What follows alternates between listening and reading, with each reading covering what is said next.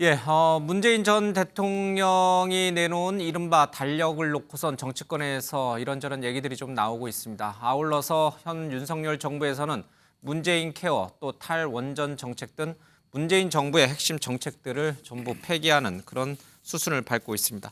오늘 이 얘기를 좀 집중적으로 좀 해봐야 될 것 같습니다. 2023년 내년 문재인 대통령의 반려견 달력이 나왔습니다.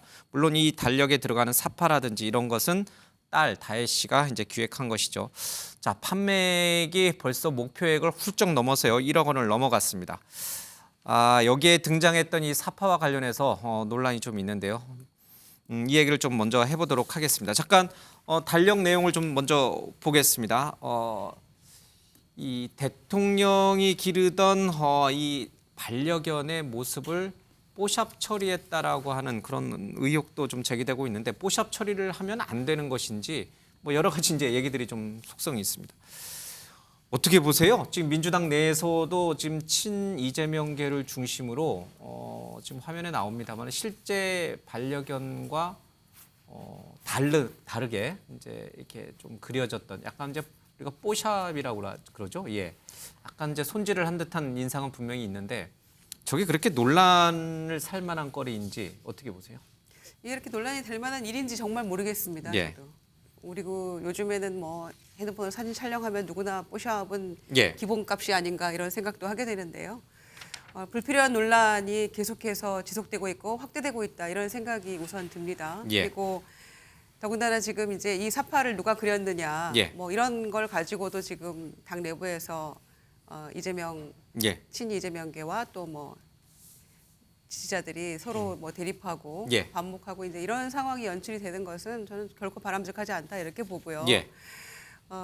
선의로 시작한 일이면 그냥 그 선의대로 받아들여 주는 것이 맞지 않나 이런 생각을 하게 되고요. 예. 그리고 이재명 대표가 늘 강조했던 것처럼 지금 이제 이 사파를 뭐 과거에 그 이낙연 후보를 지지했던 분이 그렸다 이런 것들 때문에 예. 소위 이제 개딸들이라고 하는 분들이 여기에 대해서 굉장히 이제 문제 삼고 있는 양상인데요. 예.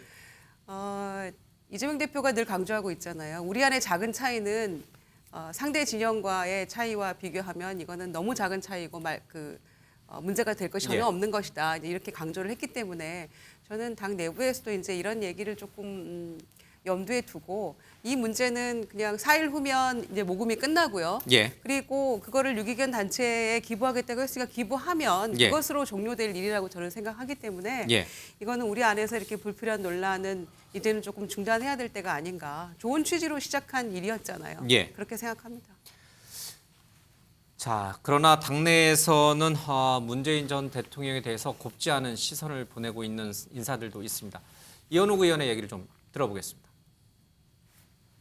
저는요 개인적으로는 문재인 대통령께서 당분간 SNS 활동, 뭐 달력을 파는 등의 이런 행동을 좀 활동을 멈춰주셨으면 하는 생각입니다. 문 전 대통령의 대통령이 일거수일투족은 모두 정치적 행위이시거든요. 그래서 좀 당분간은 차분하게 계시는 것이 좋지 않겠나라고 생각을 하고요.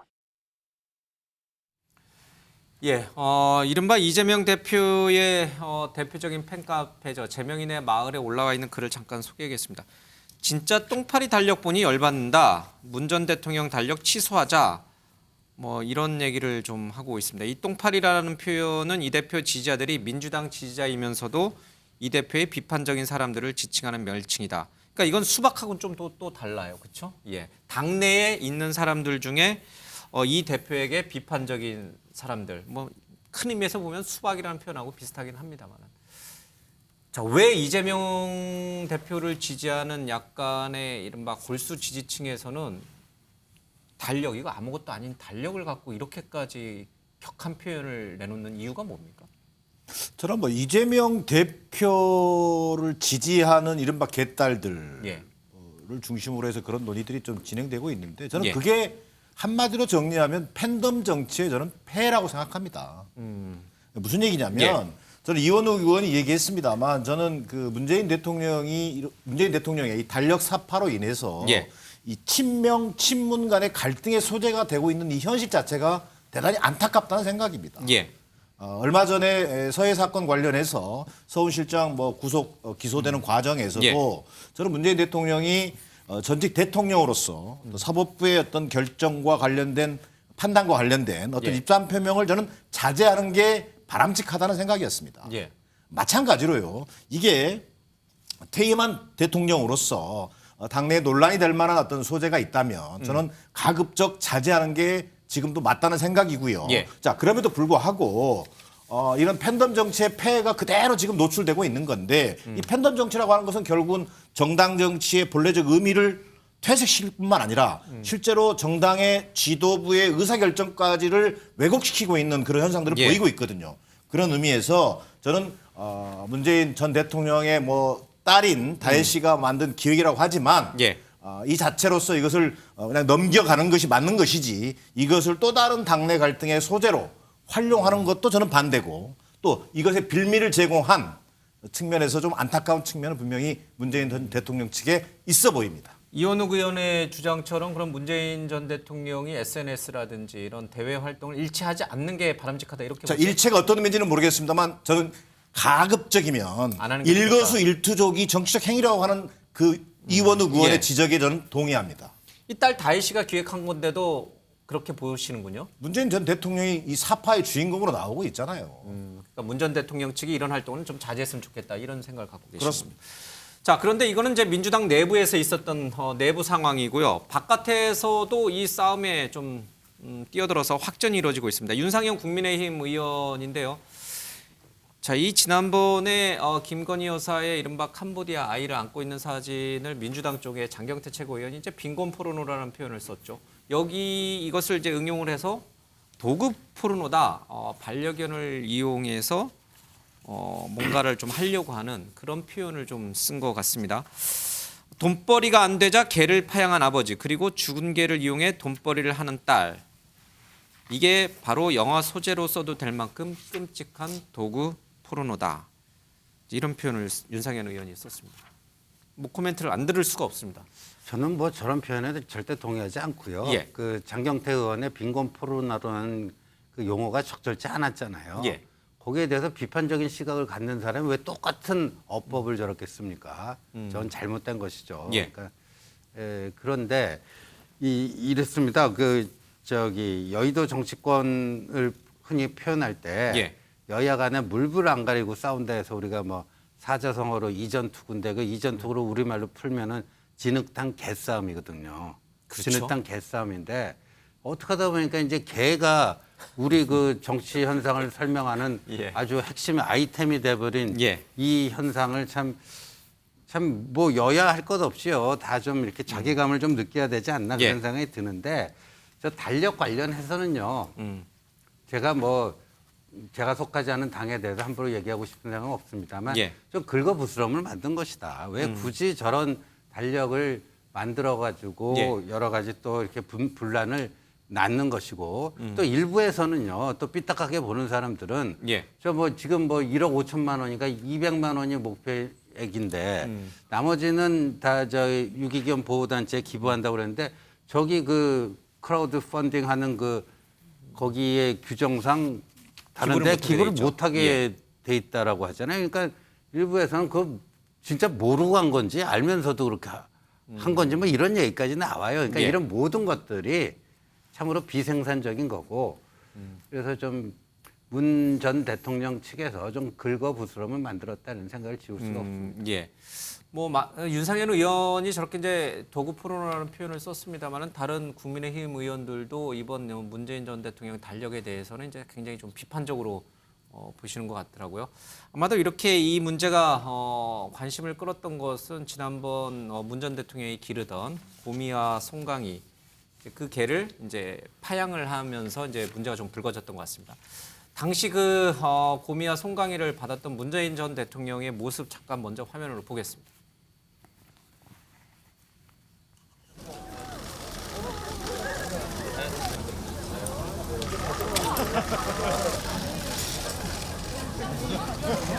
이놈이 송강이고 이놈이 고미.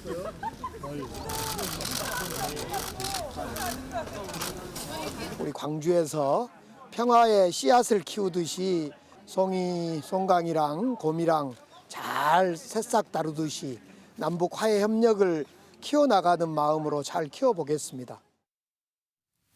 예, 김정은 북한 국무위원장한테 받았던 고미와 송강이가 문재인 전 대통령과 청와대에서 함께 생활하고 이제는 이제 광주 동물원으로 좀 옮겨졌습니다. 대통령이 뭐 직접 강기정 시장한테 전화까지 해서 좀 잘 보살펴달라 이런 멘트도 좀 했다고 합니다. 자, 이 얘기를 빗대서 그런지 윤상현 의원이 그런 얘기를 했습니다. 임기 내내 반려동물은 가족이라고 했으면서 어떤 가족은 버리고 어떤 가족은 죽은 뒤에 돈벌이 대상으로 여기는 사람이 어디 있나 이런 표현을 썼습니다. 이걸 버렸다라고 국민의힘 의원들은 생각하시는 모양이죠? 어쨌든 키우던 동물인데 예. 그 지금 비용의 문제가 해결 안 돼서 그렇지 어차피 정권 교체기에 두 분이 그 대통령 기록이 무임에도 불구하고 예. 키우는 데는 문제가 없다고 저는 정리된 걸로 알고 있습니다. 예. 그런데 이제 그 비용 문제를 적용하는 시행령 개정을 갖고 합의가 안 되자 예. 일종의 그것을 버리신 거죠. 뭐 저는 파양이다 뭐 이런 단어의 문제가 아니라 버렸다. 그렇죠. 저는 그렇다고 생각을 합니다. 예. 그리고 뭐 이번 또 달력을 좀 내시는 것을 보면서 저는 좀 놀랐는데 억울하실 수 있죠. 파양이라는 단어 때문에 예. 굉장히 비판을 많이 받으셨던 것도 있습니다. 그런데 이 논란이 아직도 계속 본인에게 부정적으로 남아있는 이 상황에서 달력을 만들어서 뭐 동물이 먼저다 또 이런 표현을 쓰셨더라고요. 취지에 예. 보면. 그러면 문재인 대통령은 집권하실 땐 사람이 먼저다. 퇴임하셔선 동물이 먼저다. 그다음에 요즘은 또 보면은 막 반론의 얘기로 식물도 좋아하신다. 식물도 먼저다. 뭐 대통령이 직접 한 건 아니고 뭐 딸과 그 이제 그러면 운영자 쪽에서 모든 한 게 얘기. 먼저면 아무것도 먼저가 아니라는 겁니다. 예. 그리고 또 지금 막 비판이 되고 예. 있는 서해 공무원 피격으로 돌아가신 예. 이대진 씨는 그러면 김정은 위원장에게 불편함을 줬던 사람은 먼저가 아닌 거다. 그러니까 계속 논란을 키워오고 있지 예. 않습니까? 그리고 본인이 퇴임하시면서 뭐라고 그러셨어요? 잊혀진 사람으로 살고 싶다고 그러셨단 말입니다. 근데 저는 이 달력을 보고는 처음에 이걸 왜 이걸 하시지? 뭐 경제적으로 어려우신가? 예. 왜냐하면 사실은 기부하려면 그냥 본인이 소액 기부하면 되는데 왜 달력을 굳이 만들어서 돈을 모아가지고 꼭 기부하는 걸 저렇게 해야 되는가라는 데 이해가 가지 않았는데 지금 민주당 안에서 저걸 갖고 논란이 이러는 걸 보고 저는 본인의 지지층을 좀 결집하시려고 하는 예. 정치적 행위가 있다고 생각이 되고 이건 좀 더 나아가서 지금 민주당이 이재명 대표를 중심으로 한 어떤 단일 대우가 흔들리고 있다. 이것을 보여주고 있다. 그래서 뭐 민주당이 좀 복잡할 것 같습니다, 생각이. 예. 뭐 민주당 내 상황까지 얘기하시고 문재인 전 대통령의 달력에 대한 비판도 좀 했습니다. 뭐 잠깐 반박할 게 있으면 듣고 없으면 제가 윤경호 의원께 좀 여쭙겠습니다. 제가 한 말씀만 예. 드릴게요. 윤상현 의원이 이제 당권 도전하겠다는 얘기도 있었잖아요. 그런데 국민의힘 당권 주자들은 전부 다 이천 참사 관련해서도 그렇고 뭐 김기현 의원, 권성동 의원 다 마찬가지고요. 왜 이렇게 그 격앙된 표현과 거칠 언사로 이렇게 본인을 어필하려고 하는지 참 알 수가 없어요. 그래서 그런 점에서는 집권당의 당대표가 되겠다고 하시는 분들은 조금 더 언어 순화할 예. 필요가 있겠다. 아무리 이제 상대당에 관련된 일이고 전 정권 관련된 일이긴 합니다만 예. 그리고 지금 현 정부에서 일어난 참사에 대해서도 그렇게 표현하고 있잖아요. 그래서 언행을 각별히 조심하는 게 좋겠다. 집권 여당의 대표로서의 품격이라는 게 있잖아요. 예. 그리고 늘 그분들이 얘기했던 보수가 얘기했던 보수의 품격이라는 것도 있는데 표현이 너무 거칠다고 생각합니다. 예. 윤 의원님, 이 모든 것들을 큰 그림 속에서 이렇게 보는 것은 적절한 해석인지 모르겠습니다. 지금 이재명 대표의 사법 리스크 때문에 이런 소위 말하는 친문계 의원들을 중심으로 이재명 대표에게 뭐 권한을 내려놔라 뭐 이런 식의 이제 흔들기가 좀 있지 않습니까? 그리고 검찰은 문재인 정부의 서해 피격 관련돼서 문재인 정부 때 사람들 주요 보직에 있었던 사람들을 줄줄이 구속 또는 소환 조사를 하고 있습니다. 자, 이런 어떤 상황에서 문재인 전 대통령의 이 딸 지혜 씨가 물론 하긴 했습니다. 다혜 씨가 하긴 했습니다만 이 달력을 내놓은 것은 그냥 우연의 일치입니까? 아니면 그런 전반적인 돌아가는 정치권의 움직임과 맞물려 있는 겁니까? 의도를 가지고 했다 이렇게 예. 해석하기는 어렵죠. 더군다나 문재인 대통령의 딸이 만든 거다라면 오히려 아까 크라우드 펀딩의 사용 제한 뭐 이런 거를 감안하면 예. 오히려 생각이 짧았던 측면이 보여요. 문 전 대통령 측에서 그렇죠. 딸 지혜 씨의 여러 그 기획이나 이런 것들이 다만 저는 이번 일 지난번 문재인 대통령의 고미와 송강이 파양이다 버렸다라는 표현을 예. 포함해서 전직 대통령이니까 그만큼의 뭐 욕을 먹는다, 비판을 한다 이런 거 감내해야 된다고 할지 모르겠습니다. 그러나 거기 이전에 아까 이재명 대표를 향한 비판인지 아니면 이재명 대표의 예. 지지자들이 한 얘기인지 모르는데 악마화라는 그 댓글이 있어요. 그래서 저는 정치권에서 가장 정말 하지 말아야 될 것 중에 하나가 악마화라는 상징 조작이다. 무슨 얘기냐?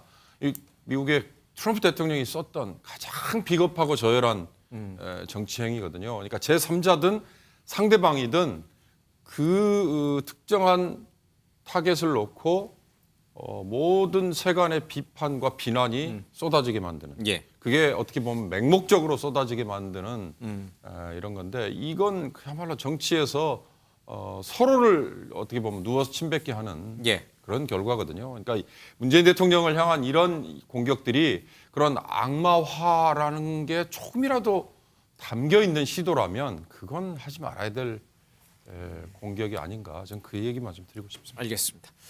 자, 다음 이슈로 가보겠습니다.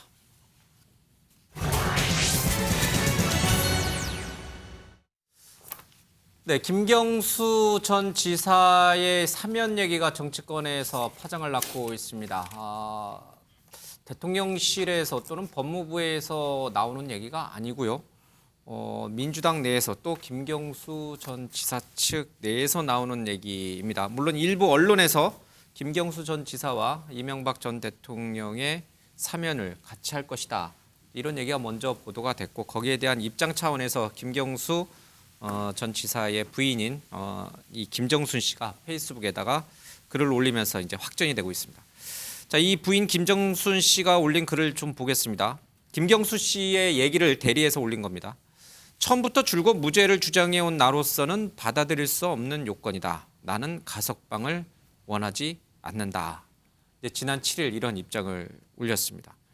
자, 이에 대해서 대통령실의 관계자는 지금 사면이니 복권이니 뭐 가석방이니 이런 건 전혀 일체 우리는 언급한 바가 없는데 갑자기 이런 얘기가 나오니까 할 말이 없다라면서 이제 뭐라 코멘트할 말이 없다 이제 이런 입장입니다. 그러나 이제 마음 한켠에서는 굉장히 좀 불쾌한 입장을 좀 내비치는 것 같긴 합니다. 자, 이 얘기를 좀 해봐야 될 것 같습니다. 먼저 여야의 의원들의 얘기를 좀 들어보고요. 여기 계신 패널 분들은 어떻게 생각하는지 의견을 듣겠습니다. 김경수 지사의 양심수 코스프레, 국민을 기만하는 행태입니다. 김 전 지사의 행태를 보면 독립운동하다 투옥된 독립투사라도 되는 줄 착각하겠습니다. 지금이라도 죄를 지은 것에 대해 반성하고 자숙하기 바랍니다. 가석방이라는 건 뉘우침이 뚜렷한 반성하는 사람들을 대상으로 한 제도라고 알고 있고 본인은 지속적으로 무죄를 주장해왔기 때문에 내가 거기 가석방에 포함될 이유가 없는 것이다. 근데 마치 본인이 가석방을 원해서 절차가 밟아지고 있는 듯한 정치적 오해가 있어서 그런 건 전혀 아니다. 나는 이 정부 내에서 가석방을 원하지 않는다라는 의사표현을 명확하게 이제 한 것이고요. 예, 먼저 대통령실의 정말 분위기는 그러면 어떨까? 정말 김경수 전 지사와 이명박 전 대통령을 묶어서 가석방을 하는 안이 정말 논의되고 있는 것인가? 아니면 아예 그런 게 아예 움직임이 없는데 이런 얘기들이 나온 것인가? 아니 땐 굴뚝에 연기가 나는 것인가? 아니면 뭔가 정말 모종의 움직임이 있었던 것인가? 그러니까 이 사면 복권 문제는요 고도의 정무적 예. 판단으로 이루어지는 겁니다. 그리고 뭐 다들 아시다시피 대통령의 고유 권한이기 때문에 대통령의 최종적인 외로운 결단으로 예. 이루어지는 그 행위거든요. 그런데 저는 이런 대통령 특별 사면 복권을 둘러싸고 여러 가지 이제 그 사면 복권이 연말에 있을 거다 하면 추측성 보도가 많이 나옵니다. 예. 누구누구가 거기 대상에 오른다. 또 누구는 뭐까지 해주는데 누구는 뭐만 해준다. 뭐 이러면서 근데 나중에 반드시 그대로 되는 적이 없더라고요. 예. 원래 명단에 들어가 있던 사람이 빠지기도 하고 그 저 신문 방송에 나왔던 명단에 없었던 사람이 들어가기도 예. 하고 그러니까 이게 그 프로세스인데 이제 언론이 굉장히 거기에 대한 관심을 많이 갖고 예. 취재를 하다 보니까 정확하지 못한 이런 걸 가지고 이제 취재가 되고 보도가 되고 하는 경우가 왕왕 있습니다. 그러니까 이번에도 그런 경우인데 그런데 저걸 가지고 뭐 감나라 대추나라 나는 뭐는 받고 뭐는 안 받겠다. 지금 기동민 의원이나 민주당 의원도 오늘 얘기하는 거 봤더니 마치 그 대통령실에서 사면은 해주기로 하는데 복권은 안 시켜주는 그런 식으로 결론을 낸 거를 기정사실화하면서 아 차라리 그러려면 뭐 치사해서 안 받겠다. 해주려면 화끈하게 복권까지 다 해줘라. 이게 참 이런 거를 못 봤어요. 저는 이제까지. 그러니까 무슨 뭐 밀당하듯이요. 그래서 그리고 저 김경수 전 지사가 가석방에 대한 자기 입장은 저렇게 뭐 낼 수 있다라고 보는데 그러니까 그거는 진작 냈어야죠. 그리고 저기서 지금 가석방과 지금 그 언론을 통해서 보도된 사면하고 전혀 다른 것인데 가석방은 형기가 남아 있는데도 좀 미리 땡겨서 그냥 석방해 준다는 거고 사면은 김경수 지사 같은 경우에는 지금 5개월의 형기가 남아 있는데 잔여 형기를 아예 사면을 통해서 면제해 준다는 거예요. 다른 겁니다. 그걸 또 그냥 막 섞어갖고 저렇게 쓰고 하는 건데 그런데 이제 저기서 보니까 오히려 저걸로 저는 다 정리가 됐다라고 봐요.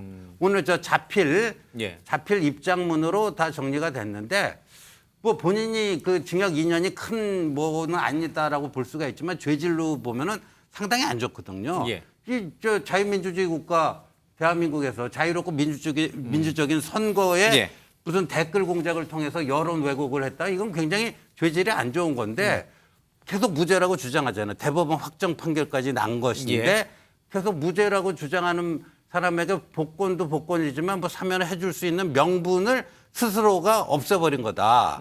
근데 대통령 입장에서는요. 뭐 대통령 그런 고민하는지 안 하는지 모르겠지만 사면 복권할 때 여야 균형을 맞추기 위해서 역대 모든 정권이 다 그래왔습니다. 여야 균형을 어느 정도 맞추기 위해서 그런 그 정무적 고려를 하는데 오히려 대통령실에 짐을 하나 확실하게 김경수 전 지사가 덜어줬구나 하는 생각이 듭니다. 근데 뭐 일부 언론의 보도이긴 합니다. 대통령실 관계자 발로 나온 얘기인데 지금 방금 신 의원 말씀하신 것처럼 김경수 전 지사의 이른바 드루킹 댓글 조작 사건은 굉장히 반민주적인 범죄다. 사면도 어려울 수 있다. 이제 이런 게 일부 언론에 오늘 조간신문에 좀 실렸습니다. 그러니까 대통령실 내부에서는 사면을 해주자는 파와 해주지 말자는 파가 지금 갈려 있는 것인지 아니면 정말 아무 고려를 안 하고 있는데 민주당 쪽에서 일부 언론만 보고 김경수 전 지사 쪽에서 그렇게 입장을 내놓은 것인가 이런 게 좀 궁금해져요. 저는 이제 오늘 대통령실 입장을 보면서 이런 속담이 생각이 났어요.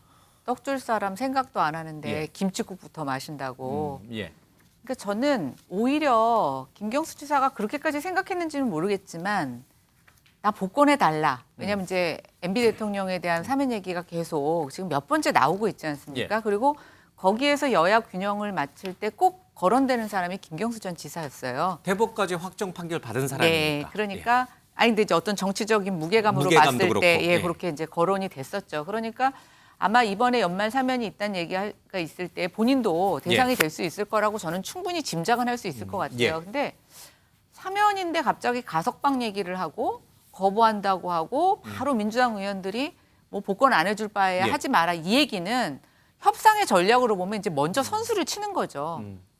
저는 그렇지 않으면 왜 뜬금없이 저 얘기를 했을까라는 게 이해가 되지 않습니다. 그래서 오히려 지금 김경수 지사는 나 복권까지 해줘. 이렇게 얘기하는 게 아닌가 그런 생각이 들고 대통령실은 신 전 의원님 말씀하신 것처럼 아마 마지막까지 고심할 겁니다. 그래서 뭐 대통령실의 어떤 지금 정확한 입장이 있는 것은 아니고 다양한 차원에서 여러 사람이 검토되고 있는 건 사실인 것 같습니다. 김경수 전 지사의 사면 얘기가 대통령실에서 먼저 나온 것인지 아니면 언론에서 먼저 쓴 것인지 아니면은 민주당 내에서 뭔가를 위해서 먼저 꺼내든 것인지 그 부분은 좀 명확치 않은 것 같습니다. 자, 민주당 내의 의견을 들어보도록 하겠습니다. 김 지사는 특혜 기반으로 하고 노무현 문재인을 잇는 뭐 적자의 성격이 있지 않습니까? 그러면 또 다른 대권 주자가 생기게 되면은 외연이 확대된다고 보는 것인데 결국은 누가 대통령이 되는 게 중요한 게 아니라 민주당이 정권 탈환하는 게 이게 방침이지 않겠습니까? 그런 면에 보면은 레이스하는 주자들이 여러 명이 있을수록 우리가 정권 탈환하는 데 도움이 되지 않겠습니까? 알겠습니다. 전 지사가 이제 형기가 5개월 남았는데 그 5개월 남은 형기를 면제해 주면서 복권을 안 해주겠다. 이게 뭐 하는 겁니까? 이건 말이 안 되는 거예요. 그래서 저는 한동훈 장관에게도 내가 분명히 말씀드리는데 본인이 다음에 대통령 나오는데 김경수 지사가 혹시 경쟁자가 될까봐 막는 겁니까? 복권을? 이게 뭐 하는 짓이에요? 사면 복권은 한 쌍으로 가는 거지. 사면을 해주고 복권 안 해주는 게 뭐예요? 하나만 한 얘기지. 예, 참 할 얘기가 많습니다. 이제 이 우상호 의원의 얘기를 좀 들어보면 이제 우리 김연아 의원께서는 떡 줄 사람은 생각도 안 하는데 뭐 김치국부터 맛있다 이런 속담까지 응용을 하셨습니다만은 자, 민주당은 좀 앞서갑니다. 지금 이제 차기 대권 주자가 마땅히 보이지 않는 상황에서 물론 이재명 대표 있습니다. 뭐 보이지 않는 상황에서 김경수 전 지사가 사면 복권되면 당으로서는 뭐 천군만마를 얻는 거니까 저런 얘기는 할 수 있는데 저 얘기까지 가는 과정을 놓고 봤을 때 너무 앞서간 건지 아니면 정말 이걸 지금 정쟁화해서 한동훈 장관을 압박할 필요가 있을 정도로 무르익은 얘기인지 그걸 모르겠어요. 뭐 대통령 취임한 지 1년 아직 안 됐잖아요. 예. 그래서 대선 얘기까지 가는 거는 조금 앞서가는 얘기라고 생각합니다. 좀 성급한 얘기긴 한데 우상호 의원이 화가 많이 나신 것 같아요. 맞는 말씀이죠. 사면하면서 복권까지 해야죠. 저는 기본적으로 대통령 사면권은 굉장히 제한적이어야 된다고 생각합니다. 뭐 고유 권한 말씀도 하셨습니다마는. 그런데 MB 대통령 생각해 보세요. 경제사범이지 않습니까? 형기 15년 남았잖아요. 그런데 지금 사면해주겠다고 하고 있는 거잖아요. 사실 그 부분에 대해서 부정하는 사람 별로 없을 겁니다. 이번 기회에 해줄 거라고 다들 짐작은 하고 있는 거 아닙니까? 예. 그런 상황에서 그러면 이제 말씀대로 여야 균형 맞추는데 김경수 지사에 대해서도 사면을 해줄 요량이면 복권까지 해주는 게 맞죠. 형평성을 위해서라도 저는 그렇게 가야 된다고 보는데 시체말로 매우 치사하게 가고 있다라는 그런 보도들이 나오기 때문에 김경수 지사는 나 이제 5개월밖에 안 남았는데 굳이 사면 얘기할 거 없다. 복권도 안 될 바에는 차제. 그래서 아예 그냥 이런 식의 그 옥중 편지라고 해야 됩니까? 얘기라고 결단이라고 해야 됩니까? 이런 얘기를 조금 본인의 의사를 강력히 피력한 게 아닌가 이런 생각이 그러면 들어요. 김 의원님, 네. 사면과 함께 복권까지 해준다고 정권에서 그러면 받을 용의는 있는 거예요? 김경수 전 지사 측에서? 아니, 무죄이기 때문에 나는 안 받겠다라고 서시면서 왜 안 받습니까? 받아야죠. 아니 또 얘기가 달라집니까? 그렇게 아니, 되면? 그 어폐가 있는 게요. 이건 본인의 선택권이 있고 있는 게 아니에요. 내가 받고 싶어서 받고 받기 싫으면 안 받고 이렇게 본인의 선택권이 있는 게 아닙니다. 아, 그건 대통령의 전적인 권한이니까 그러면 강제로 이렇게 추방되듯이 감옥에서 나오는 아니 거죠? 예를 들어서 지금 이제 사면을 해준다고 그런 거 아니에요. 예를 들어 그 만약에 보도가 사실이라면 사면을 해주면은 이제 그 교도소에서 석방을 시키거든요. 너 안 나가고 계속 여기 있을래? 이게 가능합니까? 그렇게 하고 싶으면 아니, 해보던지. 저도 한 말씀만 드리고 싶은데 어쩌다가 지금 이렇게 사면 희화화되는 것 같은데 약간 완전히 이상해지는 희화화되고 거예요. 있는 거죠. 아니 뭐 사면 복권 해달라고 해서 해주는 것이고 받기 싫으면 안 받는 겁니까? 저는 이런 이 논란을 일으킨 그 최초의 그 뭐랄까 시발점. 예. 저는 MB 사면이라고 보여집니다. 근데 결국 MB 사면은 뭐냐면 확정된 건 아니잖아요. 아니, 확정된 건 아닌데 자 이게 짐작만 지난번에 할 뿐이지, 취임 말씀하신 초말에도 대로. 마찬가지입니다. 권성동 그 당시 원내대표가 분명히 얘기했어요.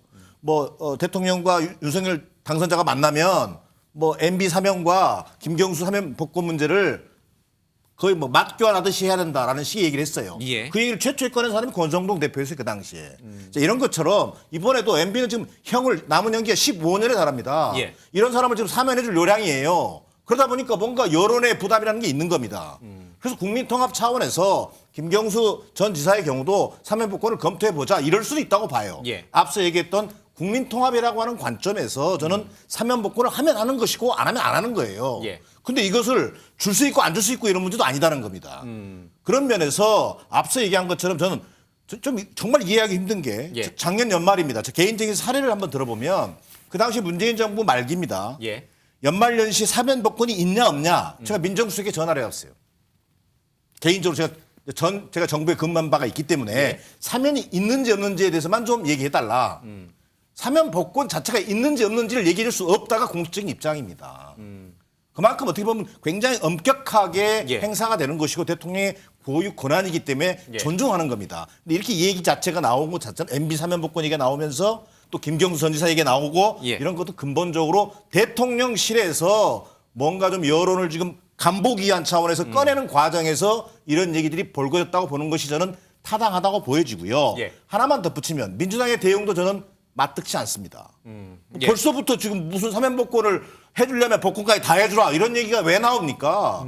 그건 완전히 희화화시키는 거고요. 오로지 이것이 정말 사면 복권이라는 것은 저는 대통령의 고유 권한이라고 합니다만 대단히 엄격하고 절제돼야 한다는 게 기본 입장입니다. 알겠습니다. 그런 맥락에서 판단할 일이다. 한 가지만 더 그럼 짚어볼게요. 지금 우상호 의원은 한동훈 법무부 장관이 다음번 대선에 자기의 경쟁자가 될 것 같아서 이 지금 복권을 안 시켜준다 이렇게 지금 말씀을 하셨어요. 그 말의 신빙성은 어디까지로 보세요 혹시?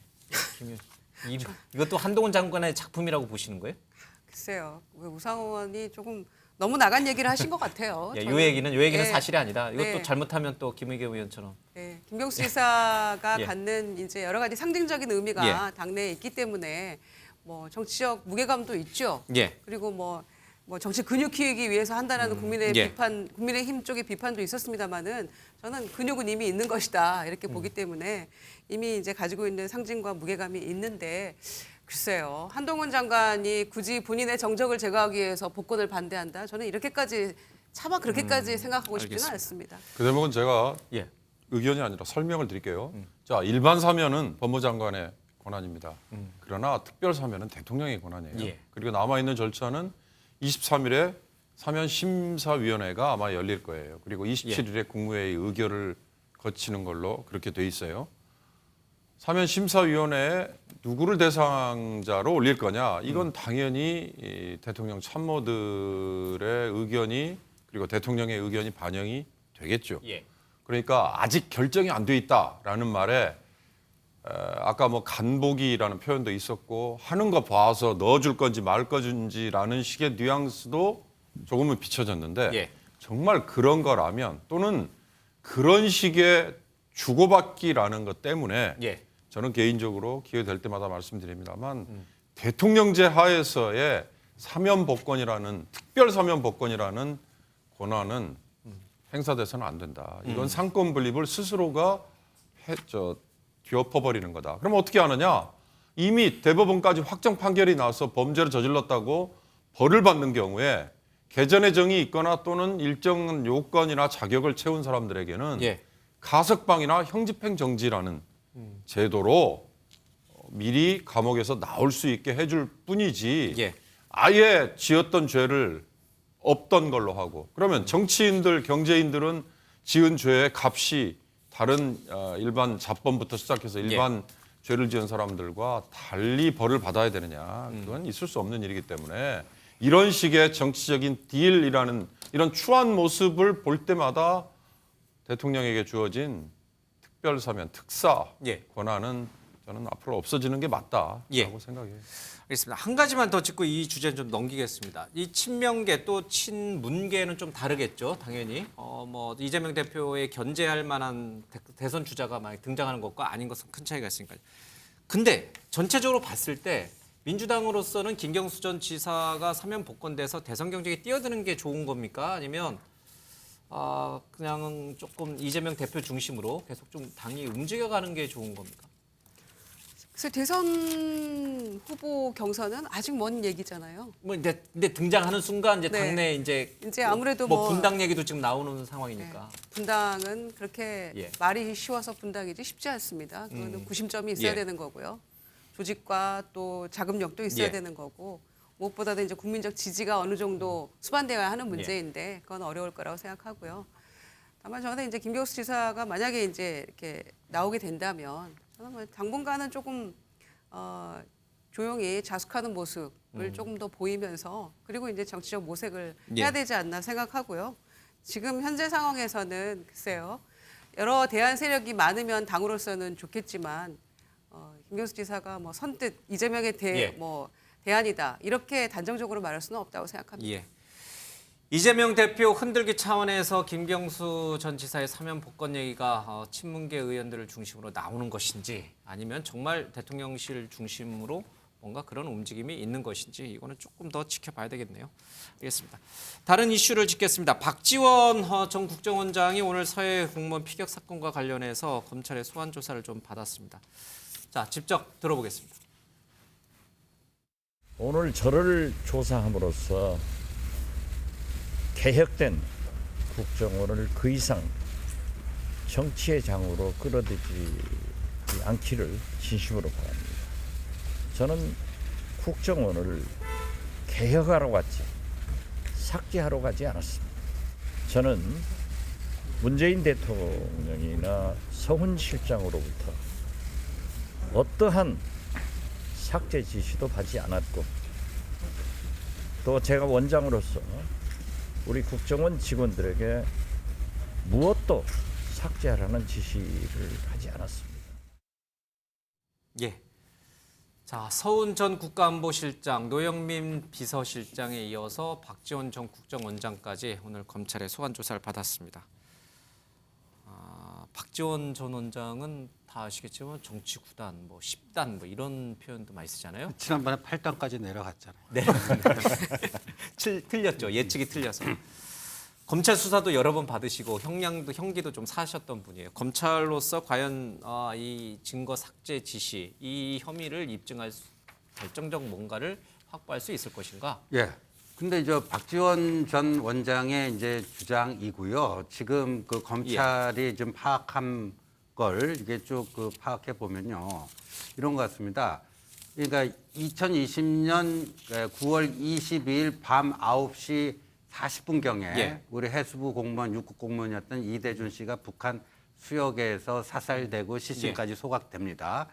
박지원 전 원장이 당시 그 정보 라인을 통해서 그거를 이제 지득한 게 11시 좀 넘어서고 그걸 서훈 당시 안보실장하고 공유를 하고요. 예. 그리고 나서 자정이 넘어서 새벽 1시에 서훈 청와대 안보실장이 주재하는 관계장관 회의가 있고 예. 거기서 보안을 유지해달라 하면서 국방부 장관 서욱, 국정원장 박지원 두 사람에게 관련된 정보를 그 삭제하라고 지시를 합니다. 예. 그리고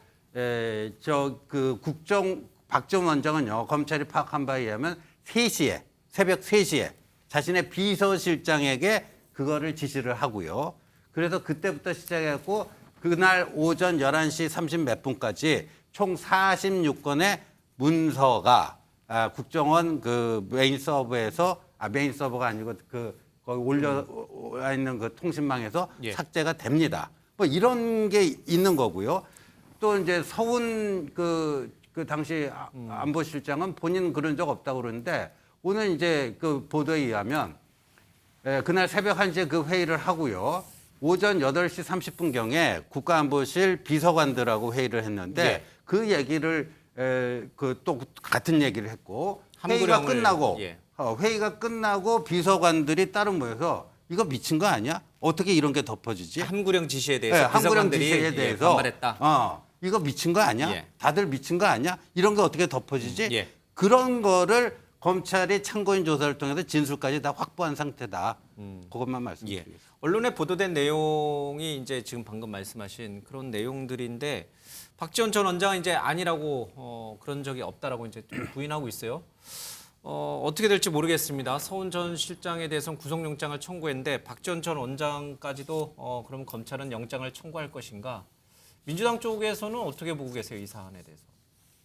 가능성 있다고 보세요, 영장 청구까지? 뭐 저는 뭐 영장을 청구해서 기소를 할지 모르겠습니다만 오히려 이제 이번 전체적인 최종 결정 과정에서의 중요한 역할을 누가 했느냐지 않습니까? 예. 지금 검찰이 지금까지 제시한 바에 의하면 서훈 실장을 최종 결정권자로 보고 있단 말이에요. 예. 여기서 변수는 저는 박지원 원장이 아니라 오히려 이 과정에서 문재인 전 대통령께서 최종 승인권자는 나다라고 얘기 나오면서 오히려 이 수사가 서훈, 박지원 이런 조사를 통해서 충분히 또 축적한 뒤에 결국은 문재인 전 대통령에 대한 수사로 이어질지 말지 이 부분이 아마 지금 검찰은 고민이 될 것으로 보여집니다.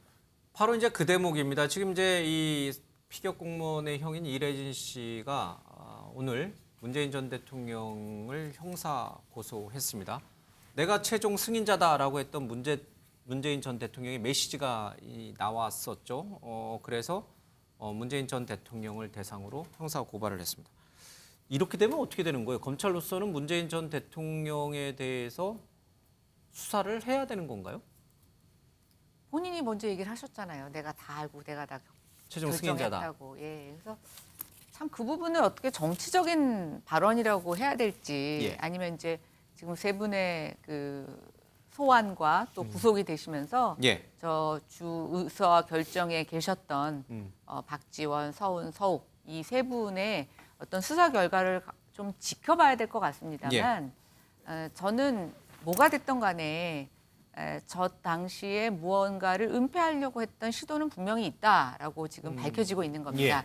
그것을 지시한 자가 누구냐, 최종 누구까지 알고 있었느냐만 지금 우리가 밝혀야 되는 부분들이거든요. 근데 글쎄요, 문재인 대통령의 저는 그 발언이 조금 의미심장해요. 왜냐하면 아랫사람을 두둔하기 위한 그런 발언이었는지 정말 본인께서 최종 그걸 다 알고 뭔가 그때 그 김정은의 심기를 건드리는 것에 대한 종전선언을 하는 것에 대한 여러 가지 분위기를 파악을 해서 어떤 통치행위로서의 결정을 하셨는지에 대해서는 여러 가지 해석이 나올 수 있습니다만 조금 더 수사 결과를 지켜봐야 될 것으로 생각이 됩니다.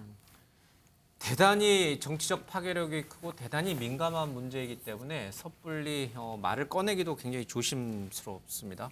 전직 대통령에 대한 소는 박근혜 전 대통령이 있었고 그 전에는 뭐 노무현 전 대통령이 있었고 물론 이제 뭐 노태우 전두환 전 대통령도 뭐 검찰에 소환돼서 형량을 살긴 했습니다. 노무현 전 대통령의 이 비극적인 어떤 일이 있은 이후에 전직 대통령을 소환하는 것은 굉장히 조심스럽습니다. 박근혜 전 대통령 탄핵 때도 많은 굉장한 사회적 갈등과 뭐 대립이 있었죠. 검찰이 그런 걸 감내하면서까지 헌법을 초월하는 통치자는 없다라고 하는 한동훈 장관의 그 말을 실현할 것인지 아니면은 이 부분은 혐의가 있더라도 정치적인 차원에서 조금 벗어나서 다른 결정을 내릴 수 있는 것인지 현 윤석열 대통령과 한동훈 법무장관은 어떤 생각을 갖고 있는 것인지. 뭘로 소환을 할 거냐, 뭘로 조사를 할 거냐 이게 중요하지 않겠어요? 아까 서해 공무원의 유족이 고소를 했다고 해서 그거 하나로 전직 대통령을 조사하고 또 소환할 수 있겠어요? 그럴 수는 없는 거죠. 그리고 김연아 전 의원 말씀에 말미에 들어있는 내가 승인권자라고 얘기했던 문재인 대통령의 그 발언, 그게 그러면 통치행위에 간주될 수 있느냐? 그러니까 이 서해 공무원 사건 전반에 걸쳐서 문재인 대통령이 보고를 받고 또 지시를 했고 승인을 했고 어느 단계까지 구체적으로 개입 아니면 뭐 관여를 했느냐, 이거에 따라서 통치행위의 그런 범위는 또 어떻게 정할 거냐. 그러면 또 다른 사안에 대해서는 그러면 어떻게 봐야 될 거냐. 이 문제가 굉장히 복잡해질 거예요. 그런 점에서 저는 검찰이 이미 뭐 서훈 전 안보실장에 대한 구속영장, 그다음에 기소 등등의 서훈 실장으로 뭐 매듭이라고 표현하면 이상하지만 거기에 선을 그었다는 게 바로 그런 부담 때문이 아닐까라는 생각이 듭니다. 알겠습니다. 자, 다음 이슈로 가보겠습니다.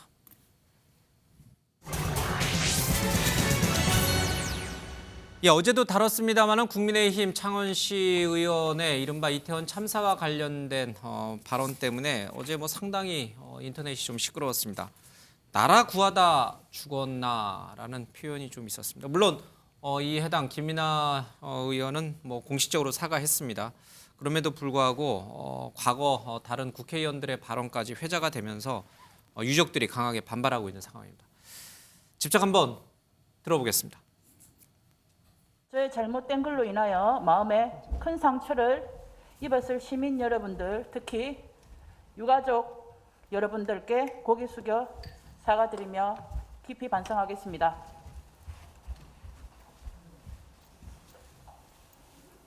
이번 일을 계기로 더 크게 반성하고 더 성실히 봉사하도록 노력하겠습니다. 다시 한 번 더 사과드립니다. 이렇게 공식 사과를 했고요. 그 이후에 이제 또 기자들 앞에서 자신이 왜 이런 발언을 했는지 그 이유를 설명을 했는데 글쎄요, 조금 공감하기 어렵습니다. 들어보겠습니다. 왜 그런 글을 올리신 거예요? 그리고 유족들을 이용한 단체들이 있기 때문에 그 단체들이 보라고 올린 겁니다. 실제로 그 내용에 보면 유족이라 지칭을 하셨는데 유족에 할 말이 아니었으니까 유족에게는 사과를 드립니다. 발언이 논란될 거라고는 상상을 못 하셨던 거예요? 네네, 제가 공인인 줄을 깜빡했네요. 제가 공인인 거를 인지를 못하고 그렇게 한 발언이라서 죄송하다고요.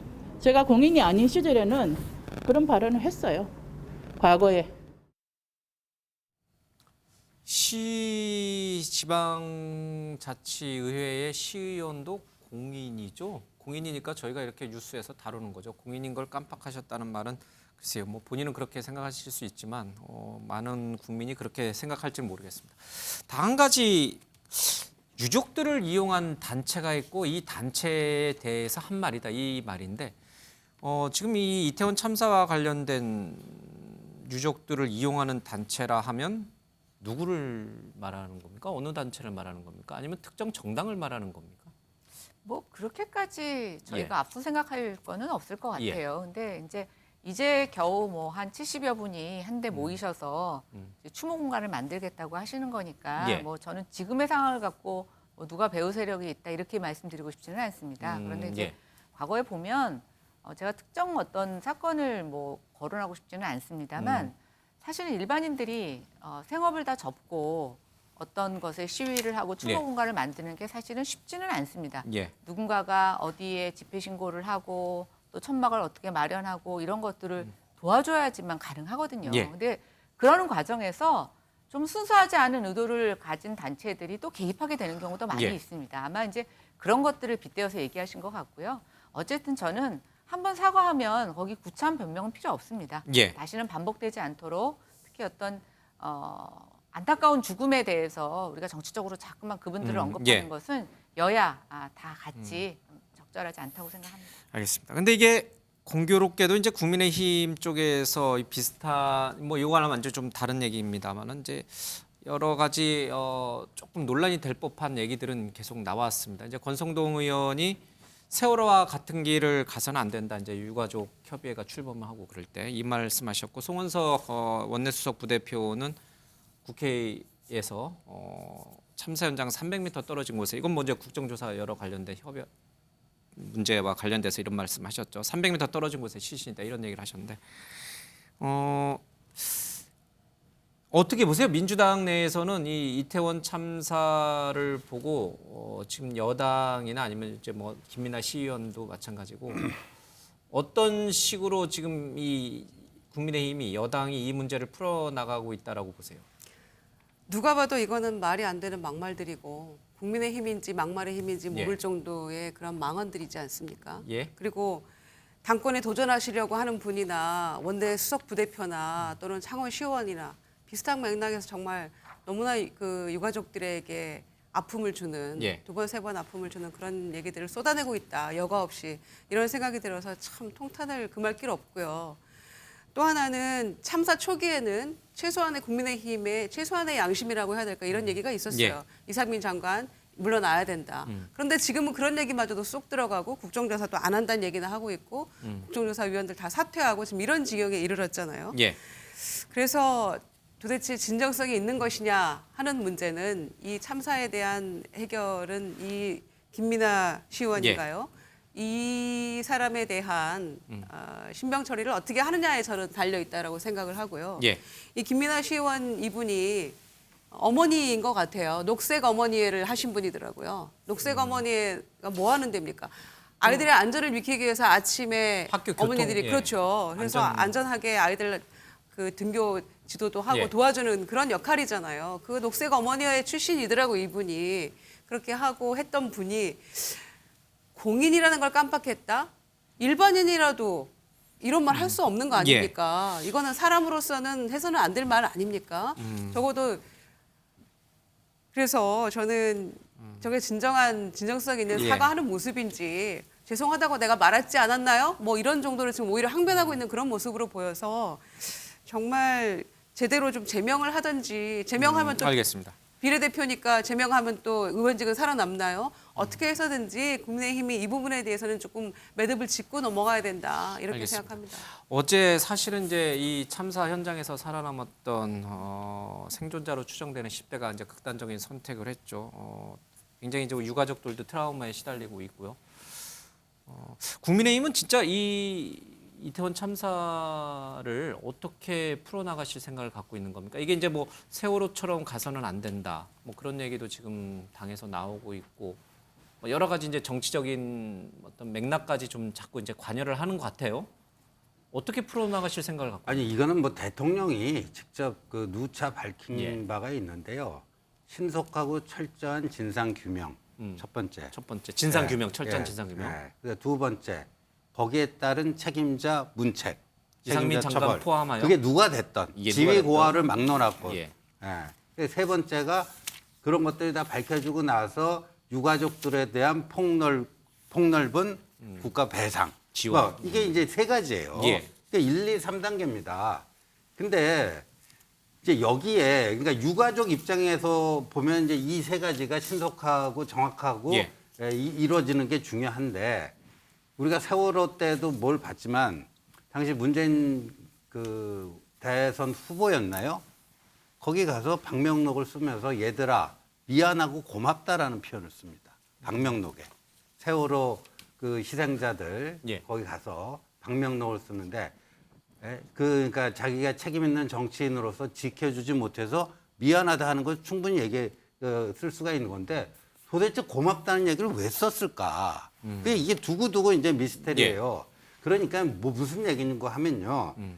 그러니까 그 진상 규명과 그 책임자 처벌, 예. 그다음에 제대로 된 국가 보상이 됐든 배상이 됐든 하여간 그건 결론이 나오면 하는 거고요. 근데 자꾸만 이걸 정치적으로 어떤 정치적 의도를 가지고 이용하려고 하는 이런 것들이 예. 개입해서는 안 된다. 저는 그것도 아주 지켜야 될 원칙이라고 봅니다. 예. 근데 지금 이제 저런 국민의힘 쪽에서 부적절한 발언이 나오는 거에 대해서는 뭐 저도 대단히 유감이고 그 상응하는 책임을 져야 된다고 보는데 11월 24일 날 양당 원내대표가 국정조사 합의하면서 뭐라고 그랬죠?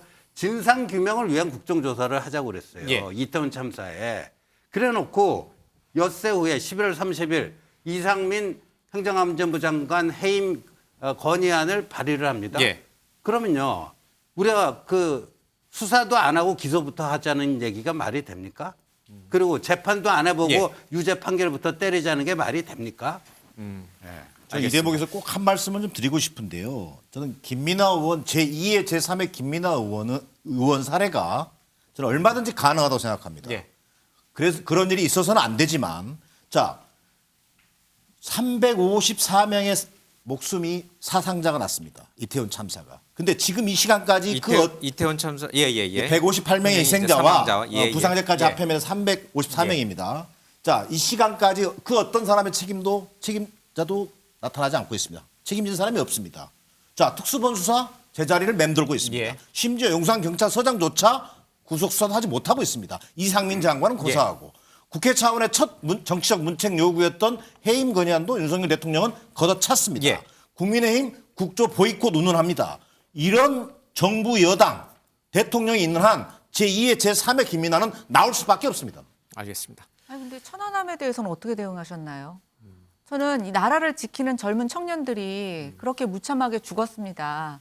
그때 문재인 대통령이 그 유족들을 불러서 어떻게 하셨어요? 그러니까 저는 여야를 막론하고 우리가 어떤 사람들의 죽음에 대해서 이렇게 차등을 두면 안 된다고 생각이 됩니다. 알겠습니다.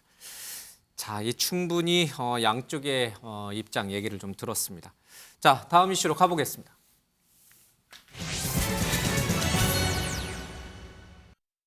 국민의힘 전당대회가 좀 무르익어가는 것 같습니다.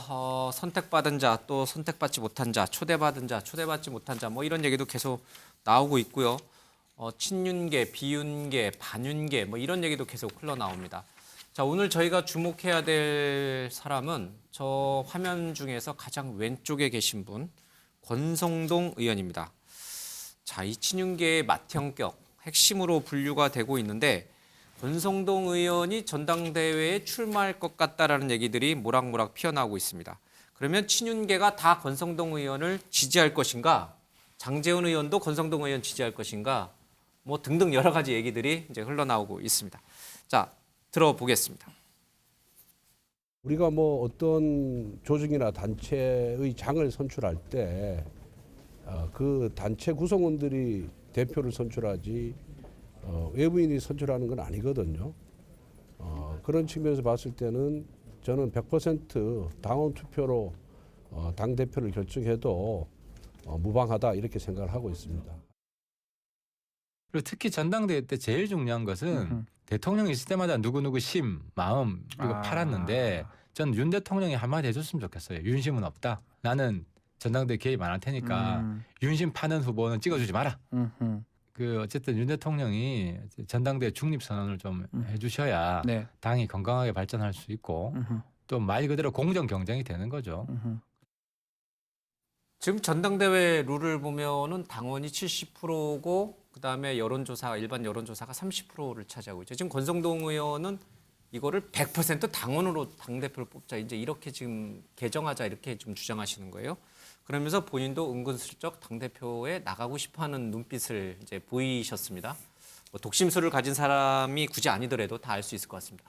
그러면 다른 대통령 윤심과 다른 친윤계 의원들은 전부 권성동 의원을 그러면 차기 당 대표로 지금 밀고 있는 것인가? 그 분위기가 맞는 것인가?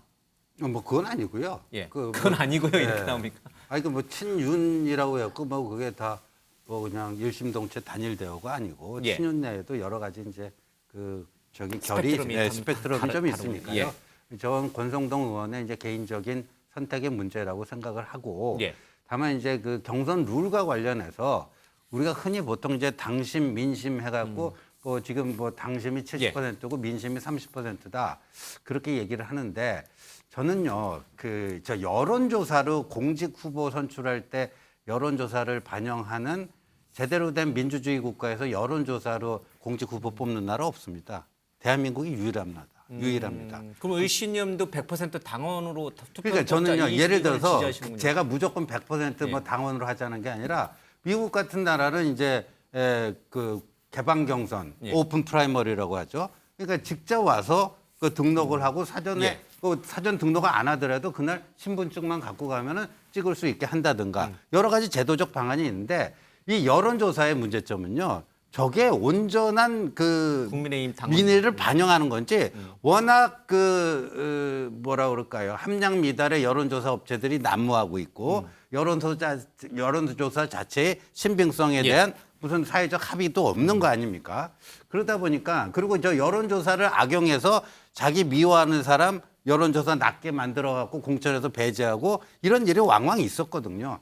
그래서 이제 그 예를 들면 저거를 바꿔서 당원은 아니더라도 국민의힘을 지지하는 사람들 중에서 비당원도 있을 거 아니에요.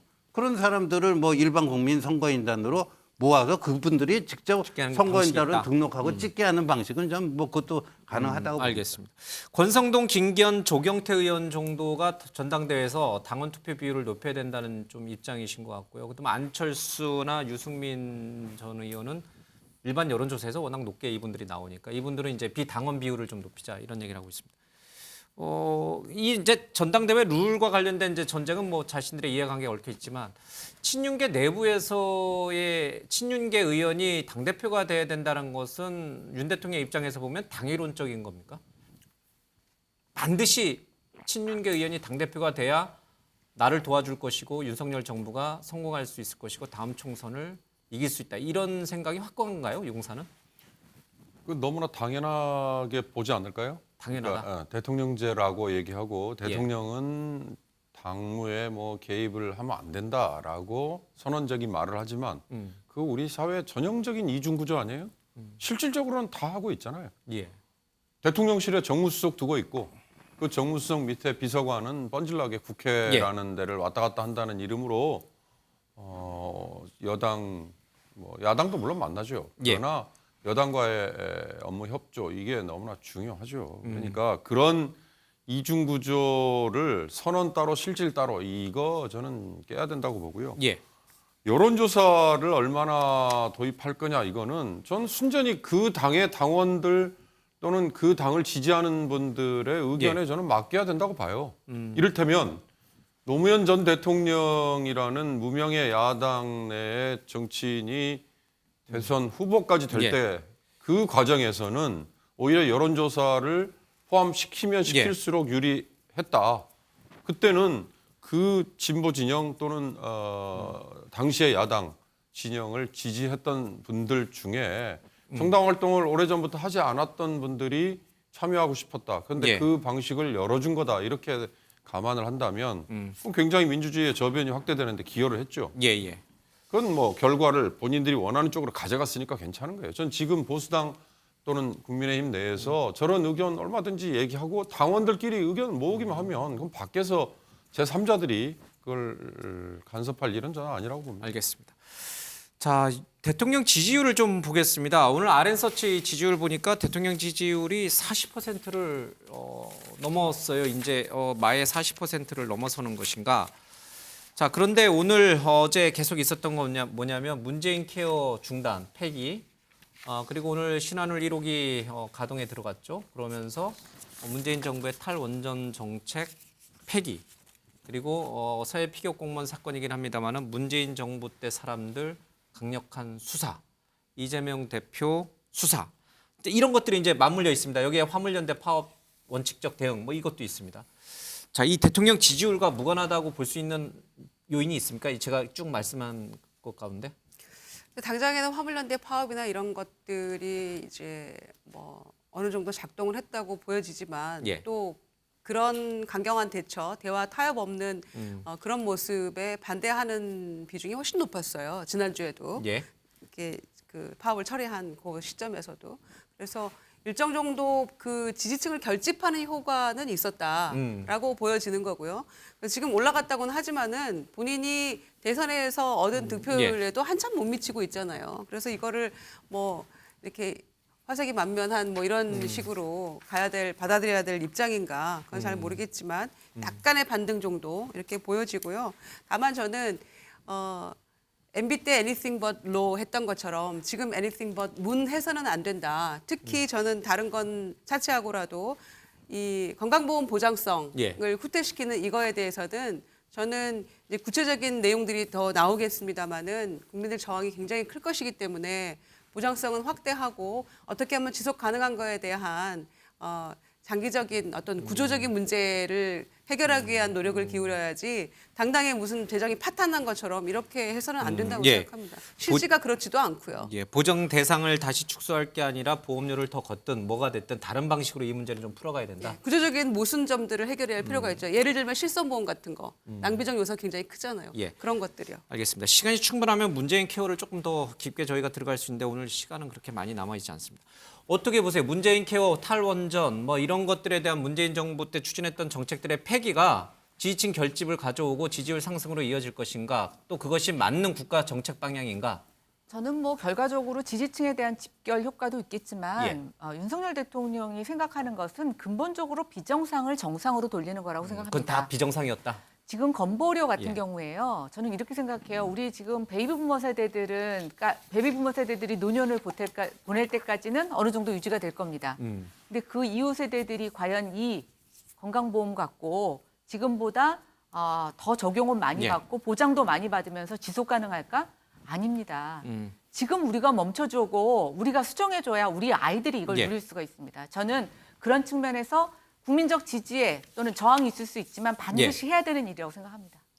짧게 뭐 한 30초씩만 더 의견을 듣겠습니다. 저 폐기와 관련해서. 예, 문재인 케어저는요 이렇게 봅니다. 대한민국 이 국민 건강 보험만큼 저는 좋은 보험 있는 나라를 못 봤어요. 굉장히 좋아요.